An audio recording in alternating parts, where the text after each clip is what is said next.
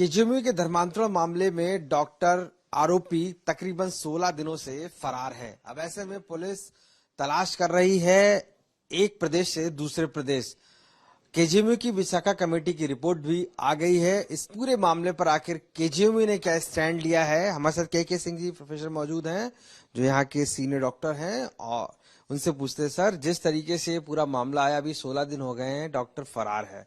आपकी विशाखा कमेटी ने जो रिपोर्ट तैयार की थी, क्या आई है, क्या सबमिट कर दी उसको? देखिए, विशाखा कमेटी ने अपनी रिपोर्ट कल वाइस चांसलर को जमा कर दी है।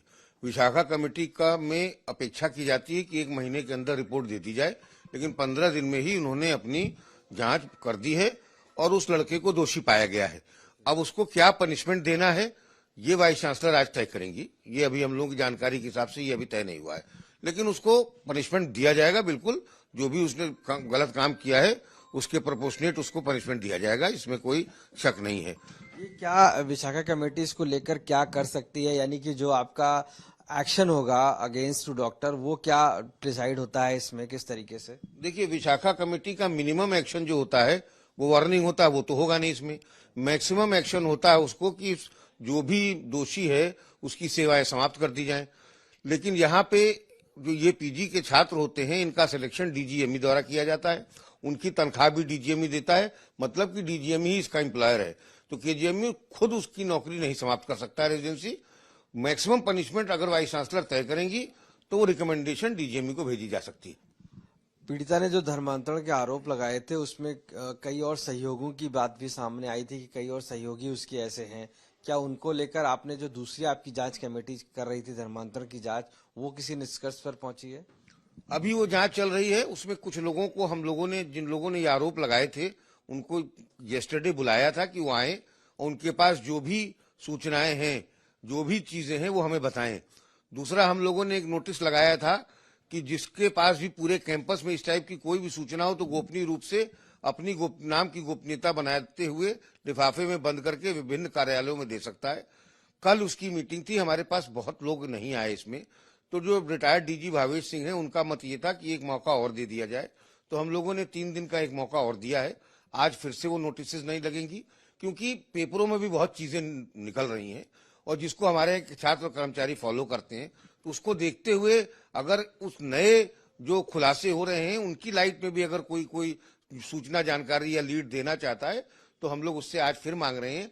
और जिन लोगों को बुलाया था, जो संगठन के लोग जिन लोगों ने यहाँ प्रदर्शन किया था, उनको फिर से अनुरोध भेज रहे हैं कि कमेटी के सामने आके अपनी जो भी उन्हें कहना है कहें। एक बड़ा सवाल है कि यहाँ पर जो मुस्लिम रेजिडेंट्स हैं उनका बताया गया कि वो लगातार ऐसी एक्टिविटी में इन्वॉल्व रहे हैं।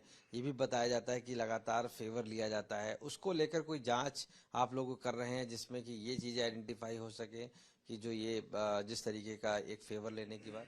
देखिए, धर्मांतरण का तो आप जानिए कि पिछले 3 साल में इस विद्यालय में कोई ऐसा धर्मांतरण हम लोगों की नोटिस में नहीं है।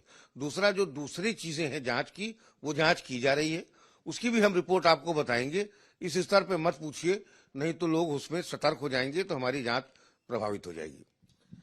एक और लड़के का, डॉक्टर आदिल का भी आपके यहाँ आया है। वो बताया जाता है उसने भी एक तरीके से नर्सिंग की छात्रा के साथ शारीरिक शोषण किया है। वो अभी भी वो भी फरार है। क्या उसको लेकर केजीएमयू क्या एक्शन ले रहा है? वो देखिए एक बिल्कुल अलग मामला है, उसमें दोनों एक ही धर्म के हैं।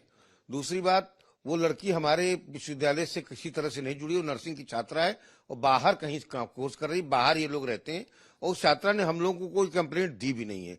एक उसकी छुट्टी की एप्लीकेशन आई थी उस लड़के की, ये हम लोगों के प्रकाश में आने के पहले।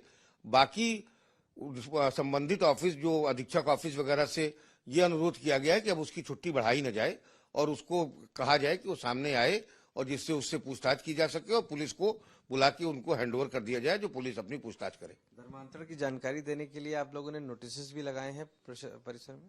हर जगह पे एक बार लगाया था और एक बार आज फिर लगाने जा रहे हैं।